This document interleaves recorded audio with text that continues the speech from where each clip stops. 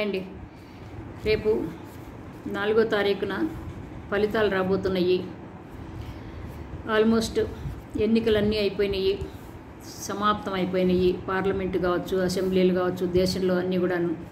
అయితే ఇప్పుడు రాబోయే ప్రధాని మోదీ ఏమంటారంటే ఆయనకి 400 పార్లమెంటు సీట్ల వరకు రావచ్చు అని ఆయన ఎక్స్పెక్ట్ చేశాడు. కానీ ఏంటంటే చాలా యూపీలోనే, ఉత్తరప్రదేశ్లోనే ఆ పార్టీ కొంచెం దెబ్బతినే అవకాశం ఉంది. ఎందుకంటే డిసైడింగ్ స్టేట్ అనేది ఉత్తరప్రదేశ్లోనే ఉంటుందన్నమాట. ఎందుకంటే అక్కడ ఉన్న పార్లమెంట్ ఈ సెగ్మెంట్స్ ఎక్కువ.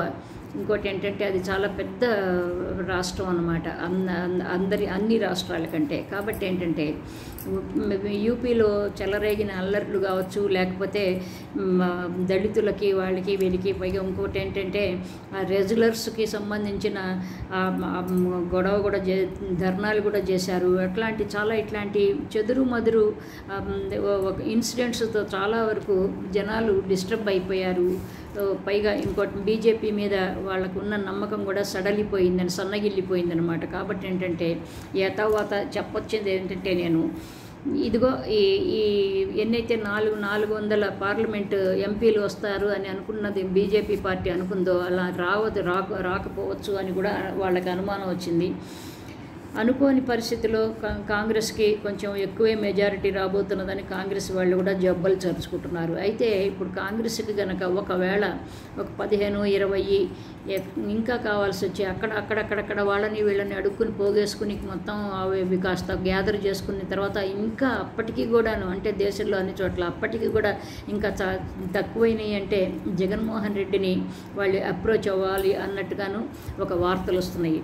జగన్మోహన్ రెడ్డిని అప్రోచ్ అయితే డెఫినెట్గా జగన్మోహన్ రెడ్డికి ఇప్పుడు మోదీ గారు చుట్టం కాదు, ఏదో వాళ్ళు 16 నెలలు జైల్లో పెట్టారు అని కోపం కూడా ఉండదు. రాష్ట్ర ప్రయోజనాల కోసం ఏదైనా చేస్తాడు జగన్మోహన్ రెడ్డి గారు. కాబట్టి ఆయన డెఫినెట్గాను ఆయనకి పైగా రెండు విధాలుగా బెనిఫిట్గా ఉంటుందన్నమాట. ఎందుకంటే ప్రత్యేక స్పెషల్ స్టేటస్ తెప్పించుకోవచ్చు. రాష్ట్రానికి రావాల్సిన అప్పులు బకాయిలు చాలా ఉన్నాయి. బీజేపీ కూడాను ఇవ్వాల్సిన బకాయిలు ఇవ్వలేదు. వాటిని అట్లా చేసి తాత్సారం చేసి ఎగ్గొట్టింది అని చెప్పలేం కానివ్వండి, పెండింగ్లో పెట్టిందని చెప్దాం. ఆ పెండింగ్లో పెట్టినవి అంటే ఎప్పుడు ఇస్తారో అనేది మనకి తెలీదు. అయితే ఇట్లాంటి పరిస్థితుల్లో ఒకవేళ కనుక 15, 18, 20 ఎంపీలతో కనుక ఒకవేళ కాంగ్రెస్ ప్రభుత్వం కనుక కేంద్రంలో ప్రభుత్వం ఏర్పాటు చేయగలిగితే కాంగ్రెస్ పార్టీ కనుక, అప్పుడు జగన్మోహన్ రెడ్డి చాలా ఒక మంచి పొజిషన్లో ఉంటాడు అని చెప్పచ్చు. జగన్మోహన్ రెడ్డి పార్టీ ముఖ్యంగా ఎందుకంటే స్పెషల్ స్టేటస్ తెచ్చుకోవటం ఇదొకటి, రాష్ట్రానికి రావాల్సిన బకాయిలు ఇంకా చాలా విభజనకు సంబంధించిన హామీలు ఇవన్నీ కూడా పూర్తి చేసుకోవటం అదొకటి నెంబర్ 1. నెంబర్ 2 ఒక పెద్ద పీడ అన్నమాట. సొంత ఫ్యామిలీ నుంచి వెళ్ళిన ఒక స్త్రీ ఎంతో అత్యాశతో చాలా రగిలిపోయి పగ ద్వేషంతో రగిలిపోయిన ఆవిడ అక్కడ కాంగ్రెస్ పంచన చేరింది.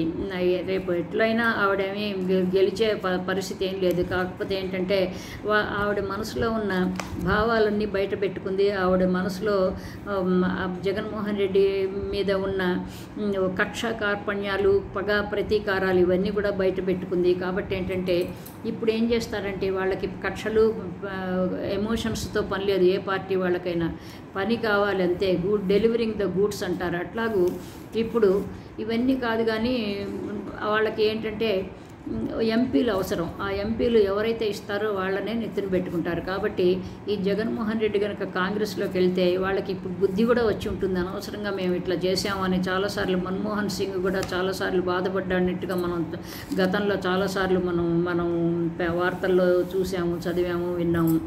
కాబట్టి ఏంటంటే వాళ్ళకి ఆల్రెడీ వాళ్ళు రిపెంటెన్స్ వాళ్ళలో వచ్చింది. కాబట్టి జగన్మోహన్ రెడ్డిని డెఫినెట్గా మంచిగా చూసుకుంటారు. ఎందుకంటే మా ఊరికి నేను అట్లా చేసుకున్నా అంటే మళ్ళీ జగన్మోహన్ రెడ్డికి మామూలుగా చూపించాడు. జగన్మోహన్ రెడ్డి మూలంగానే ఆంధ్రప్రదేశ్లో మట్టి కొట్టుకుపోయింది పార్టీ. కాబట్టి ఇతనితో ఒళ్ళు దగ్గర పెట్టుకుని జాగ్రత్తగా ఉండాలి అని చెప్పి అనుకుంటారు. తర్వాత షర్మిలకి మాత్రం ఒక ఒక రకమైన ఒక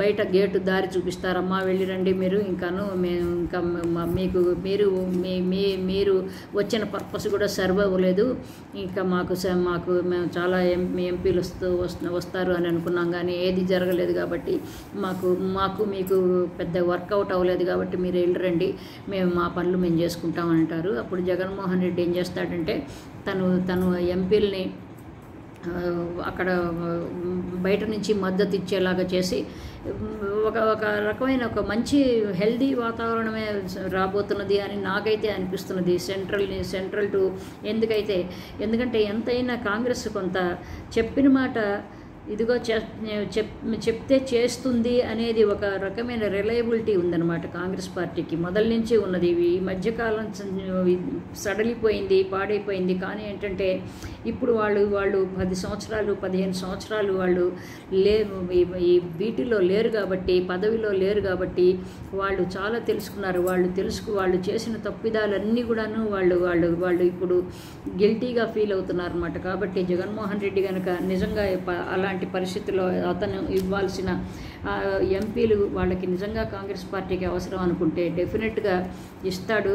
వాళ్ళ నుంచి వాళ్ళ ముక్కు పిండి వసూలు చేసి రావాల్సినవన్నీ రాసి స్పెషల్ స్టేటస్ వస్తే అంతకంటే కూడాను మనకి కావాల్సిన అంతకంటే మనం కోరుకునేది వేరే ఇంకోటి ఏమి ఉండదన్నమాట. కాబట్టి ఇది ఒక మంచి ఆరోగ్యమైన పరిణామం అనే చెప్పాలి. ఎందుకంటే బీజేపీ గోడ మీద పిల్లిలాగా అయిపోయింది. ఎప్పుడు బాబుతో కలుస్తుందో తెలియదు, ఎప్పుడు బాబుతో కలవదో తెలియదు.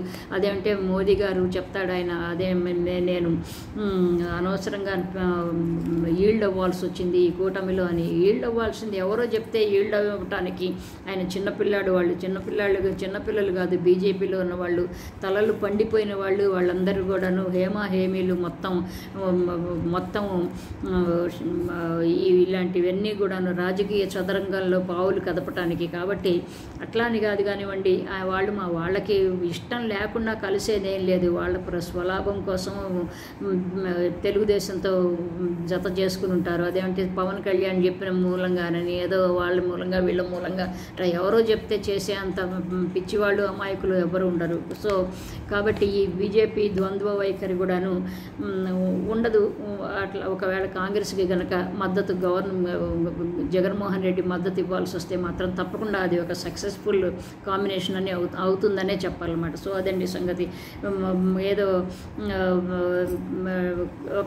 ఒక చెట్టుకి ఒక రెండు రాళ్ళు కొడితే ఆ 2 రాళ్ళకి కూడా 2 ఫలాలు వచ్చినట్టుగాను, ఒకటేమో స్పెషల్ స్టేటస్, మిగిలినవి రావాల్సిన బకాయిలు అవి రావటం ఒకటి. ఎవరైతే ఆ స్త్రీ అని చెప్పానో ఆ స్త్రీని మొత్తం బయటకు వెళ్ళగొట్టి ఈ రాజకీయాల నుంచి కూడాను ఆవిడ తప్పుకునే అవకాశం కూడా ఉంటుంది. ఈ రాజకీయాల్లో అనవసరమైన ఫ్యామిలీలో డిస్టర్బెన్స్ లేకుండా ఉంటుంది. ఇట్లాంటివి జరగటం మూలంగా ఆవిడ ప్లేస్ ఏంటో ఆవిడ తెలుసుకోవటానికి కూడా అవకాశం ఉంటుందన్నమాట. సో అదండి సంగతి. ఇంకొక మంచి టాపిక్తో మళ్ళీ కలుద్దాం. బై అండి. Love you all. బై.